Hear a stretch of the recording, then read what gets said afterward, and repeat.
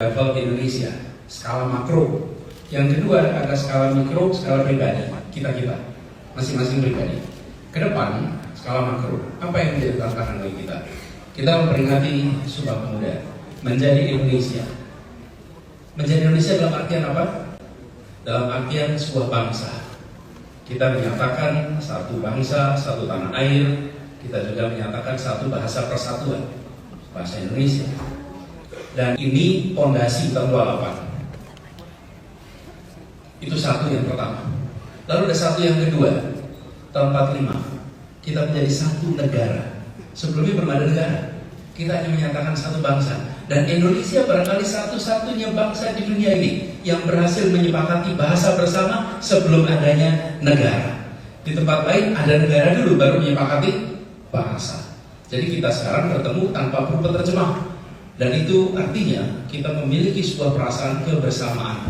Ini berbeda dengan bangsa-bangsa lain yang bahasanya banyak tapi tidak pernah berhasil menyepakati sebuah bahasa persatuan. Karena itu kita bicara bahasa persatuan sesungguhnya. Kalau tidak, bayangkan ruangan ini pada pakai penerjemah masing-masing. Kenapa? Karena ruangannya penuh dengan bahasa yang berbeda-beda. Nah, jangan dianggap enteng kesepakatan satu bahasa di tahun 28. Tahun 45 menjadi satu negara. Negara Indonesia, tapi belum satu teritori. Karena yang disebut negara itu cuma wilayah tanah saja. Yang namanya air bukan bagian dari Indonesia. Lalu tahun 57 ada deklarasi Juanda, baru diakui UN Close tahun 82, kita menjadi satu teritori. Satu bangsa, satu negara, 45. Tahun 82 kita lengkap, satu teritori, satu wilayah. Nah, satu yang keempat, ini tantangan kita ke depan. Apa yang satu keempat? Kita harus memiliki kesetaraan harga, integrasi ekonomi, kesatuan ekonomi. Bagaimana air yang ada di Jakarta harganya kurang lebih sama dengan air yang ada di pulau-pulau di seluruh Indonesia. Baik itu di Papua, baik itu di pulau-pulau kecil lainnya.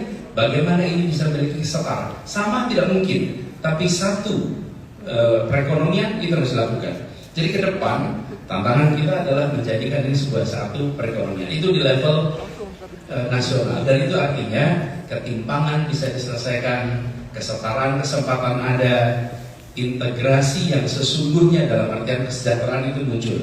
Sulit mempertahankan persatuan dalam ketimpangan. Ingat itu. Bagaimana kita bisa mempertahankan persatuan dalam ketimpangan? Untuk menjaga ini satu kesatuan, disitulah perlunya ada kesatuan perekonomian. Nah, itu skala makro. Lalu skala mikro untuk kita semua, terutama buat teman-teman, kalau tidak salah saya dengar tadi mayoritas adalah mahasiswa. Keuntungan dari mahasiswa itu adalah you have more tomorrow than yesterday.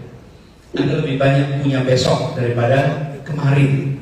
Kalau sebagian kita di sini lebih banyak punya kemarin daripada besok. Nah, artinya ke depan kalau negara butuhnya mengintegrasikan ekonomi, membereskan ketimpangan, kalau di tingkat pribadi pengembangan kompetensi dalam arti yang sesungguhnya. Dan itu adalah bagaimana kita memiliki yang sering disebut sebagai pondasi karakter yang kuat, kompetensi abad 21, dan kemudian skill yang relevan dengan abad 21. Supaya apa? Supaya generasi baru Indonesia bisa menjadi tuan rumah di negeri sendiri dan bisa menjadi tamu mempesona ketika berada di negeri-negeri asing.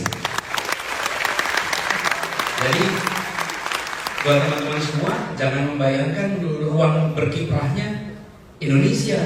Ruang kiprahnya harus bisa global. Jadi kalau tinggal di Indonesia, pasang itu peta global di kamar. Lihat wilayah kancah pertarungan, kancah kiprah itu melampaui batas teritorial Indonesia. Dengan bekal tadi. Jadi di tingkat individu, apalagi bagi kita-kita yang berada di pusat-pusat kegiatan pendidikan, pusat pendidikan perekonomian, itu punya akses yang luar biasa pada sumber daya. Jadi harus bisa memanfaatkan untuk pengembangan ke depannya. Jadi itu Mas Vito, singkat saja, dua hal, di skala makro dan skala mikro untuk tiap